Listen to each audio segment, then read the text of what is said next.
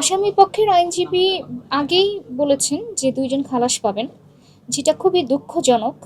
Tamima Sultana divorce না দিয়ে বিয়ে করা এবং যেই জাল ডকুমেন্টগুলো বানান ডিভোর্সের, সেই অভিযোগে অভিযুক্ত হন। বাংলাদেশের আইনে একজন নারীর ২টা স্বামী রাখার সুযোগ নেই। তিনি ২টা বিয়ে করেছেন এবং তার ২টা স্বামী বর্তমানে, যেটা আইনগতভাবে সেকেন্ড যে বিয়েটা সেটা বৈধ নয়। নাসির হোসেন অন্যের স্ত্রীকে প্রলুব্ধ করে নিয়ে যাওয়া এবং ব্যভিচারের জন্য অভিযুক্ত হন। এই মামলায় যেটা হয়, হঠাৎ করে আকস্মিকভাবে বাদী রাকিব হাসান দেখেন যে তার স্ত্রী তামিমা সুলতানা ২ নম্বর আসামি নাসির হোসেনকে বিবাহ করেছেন। এটা তিনি যখন সোশ্যাল মিডিয়ার মাধ্যমে জানতে পান, এবং পরবর্তীতে যেটা হয় যে তাদের একটি কন্যা সন্তান আছে। তখন তার বয়স ছিল ৮-৯ বছর, বর্তমানে তার বয়স ১৪-১৫ বছর। তো এখন সেই কন্যা শিশুও দেখতে পায় যে তার মায়ের বিভিন্ন ধরনের নাচের ভিডিও, বিয়ের ভিডিও, এই বিষয়গুলো দেখে সে মানসিকভাবে ক্ষতিগ্রস্ত হন। তো পরবর্তীতে রাকিব হাসান সিদ্ধান্ত নেন যে তিনি এই অন্যায়টা প্রতিবাদ করবেন এবং তিনি মামলা ইনিশিয়েট করবেন। তো তিনি সেই পরিপ্রেক্ষিতে মামলাটা দায়ের করা হয়। মামলাটা দায়ের করার পরে আদালত সিদ্ধান্ত দেয় যে মামলাটা প্রথমে তদন্ত হতে হবে, যে মামলার সত্যতা আছে কিনা। তো আদালত সিদ্ধান্ত দেয় যে এই মামলাটা তদন্ত করবে পিবিআই। পিবিআই তদন্ত করে আগে দেখবে যে মামলার সত্যতা থাকলে তখন তদন্ত রিপোর্টে সেটা আসবে, আর সত্যতা না থাকলে আদালত মামলা খারিজ করে দেবে। তো পিবিআই দীর্ঘ ৬ মাস ধরে এই মামলাটা তদন্ত করে। এই মামলা তদন্ত করতে গিয়ে দেখেন যে আমরা তো অভিযোগ করে ডিভোর্স না দিয়ে বিয়ে করেছেন, ডিভোর্সের কোনো কাগজপত্র আমরা পাইনি এবং ইউনিয়ন পরিষদের চেয়ারম্যানও পাইনি, এবং তাদের বৈধভাবে কোনো ডিভোর্স হয়নি। বাংলাদেশের আইনে একজন নারীর ২টা স্বামী রাখার সুযোগ নেই। তিনি ২টা বিয়ে করেছেন এবং তার ২টা স্বামী বর্তমানে, যেটা আইনগতভাবে সেকেন্ড যে বিয়েটা সেটা বৈধ নয়। পিবিআই তদন্ত করে পায় যে তিনি তো ডিভোর্স দেন নাই। উপরন্তু পিবিআইকে যে ডকুমেন্টগুলো দেওয়া হয় সেই ডকুমেন্টগুলো সব জালিয়াতির মাধ্যমে সৃজন করা। তারা মূলত এই মামলা থেকে বাঁচতে কিছু ডকুমেন্ট তৈরি করে ডিভোর্সের, যে ডকুমেন্টগুলো আসলে ছিল জাল ডকুমেন্ট। তখন পরবর্তীতে পিবিআই সেই ডকুমেন্টের যখন সত্যতা না পান এবং বাংলাদেশ ডাক বিভাগকে তদন্তের জন্য দেন, বাংলাদেশ ডাক বিভাগে ডিজিএম উনি একটা তদন্ত করার জন্য আরেকজনকে ন্যস্ত করেন। সেখানেও দেখা যায় এগুলো বাংলাদেশ ডাক বিভাগের ডাক রসিদই না। এর পরিপ্রেক্ষিতে তাদের বিরুদ্ধে চার্জশিট আসে। চার্জশিটে তামিমা সুলতানা ডিভোর্স না দিয়ে বিয়ে করা এবং যেই জাল ডকুমেন্টগুলো বানান ডিভোর্সের, সেই অভিযোগে অভিযুক্ত হন, এবং নাসির হোসেন অন্যের স্ত্রীকে প্রলুব্ধ করে নিয়ে যাওয়া এবং ব্যভিচারের জন্য অভিযুক্ত হন। পরবর্তীতে আসামি তামিমা সুলতানার বিরুদ্ধে দণ্ডবিধির ৪৯৪, ৪৬৮ এবং ৪৭১ ধারায় চার্জ গঠন হয়, এবং আসামি নাসির হোসেনের বিরুদ্ধে দণ্ডবিধির ৪৯৭ এবং ৯৮ ধারায় চার্জ গঠন হয়েছে। এই মামলায় বিভিন্ন সময়ে আসামিরা সেই চার্জ গঠনকে চ্যালেঞ্জ করে উচ্চ আদালতে গিয়েছেন এবং তারা আরও কিছু আদেশকে চ্যালেঞ্জ করে গিয়েছেন, কিন্তু তাদের চার্জ গঠনের আদেশটা বহাল থাকে এবং নিম্ন আদালতে এটা ট্রায়ালের জন্য আসে। ২০২৩ সাল থেকে এই পর্যন্ত আমরা মোট ১০ জন সাক্ষী উপস্থাপন করি বাদীপক্ষে। এই পরিপ্রেক্ষিতে পরবর্তীতে তারা তাদের পক্ষে আত্মসমর্থনে আসামি তামিমা সুলতানা সাক্ষ্য দেন, সাফাই সাক্ষী। আমরা যে প্রমাণগুলো আদালতের সামনে উপস্থাপন করি সেগুলো হলো, আসামি তামিমা সুলতানা দাবি করেন তিনি ২০১৬ সালে ডিভোর্স দিয়েছেন। ডিভোর্সের বাংলাদেশের আইনে একটি আইনগত প্রক্রিয়া আছে, অর্থাৎ যাকে ডিভোর্স দিতে চায় তাকে একটা নোটিশ প্রেরণ করতে হয় এবং সংশ্লিষ্ট সিটি কর্পোরেশন বা ইউনিয়ন পরিষদের চেয়ারম্যানকে একটা ডিভোর্সের নোটিশ প্রেরণ করতে হয়।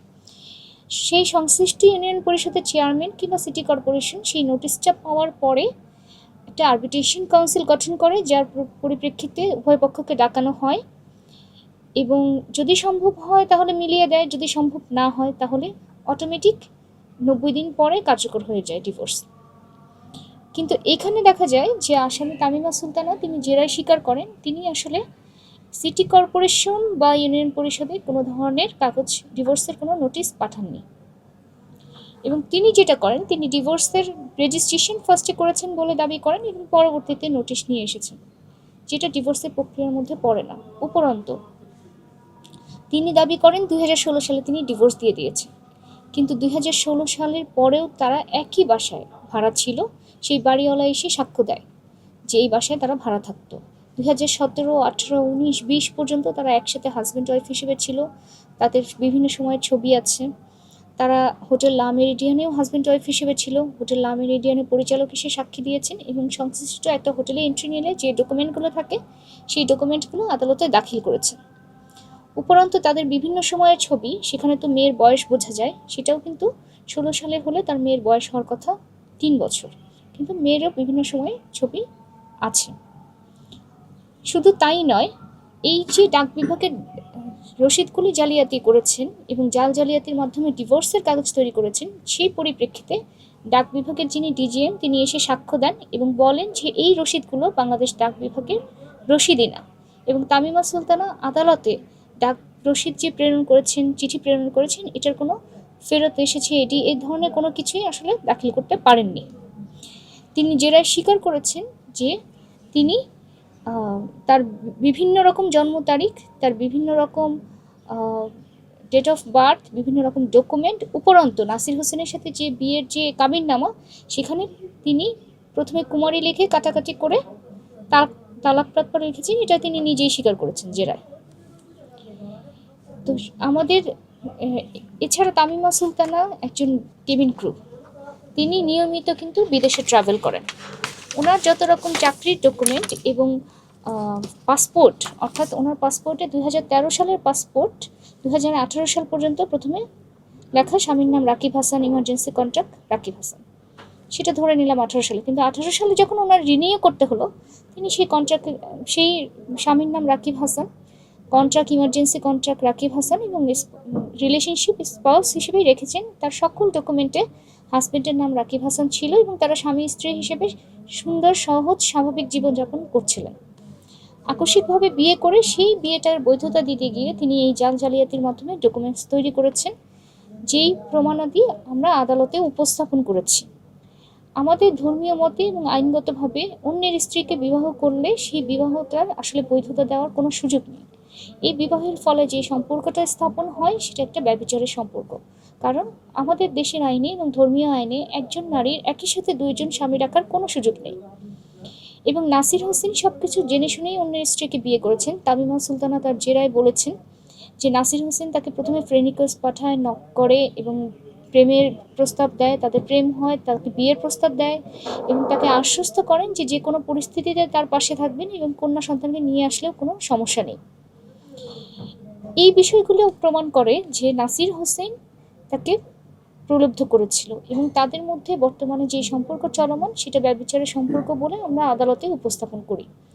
এবং আমরা মনে করি যে এই ধরনের মামলার যদি বিচার করা হয়, সঠিক বিচার করা হয়, তাহলে সংসার বাঁচবে। আমাদের সমাজের যে এখন বর্তমানে পরকীয়া, ব্যভিচার, এগুলো ক্যান্সারের মতো বেড়ে গিয়েছে, সেগুলি ক্ষেত্রে একটা মেসেজ যাবে, কঠিন মেসেজ, যে এই ধরনের সম্পর্কগুলো, পরকীয়া, ব্যভিচার, সন্তানকে কষ্ট দেওয়া, এগুলো আদালতে উপস্থাপন হলে সঠিক প্রমাণের ভিত্তিতে সঠিক বিচার দেশে হচ্ছে।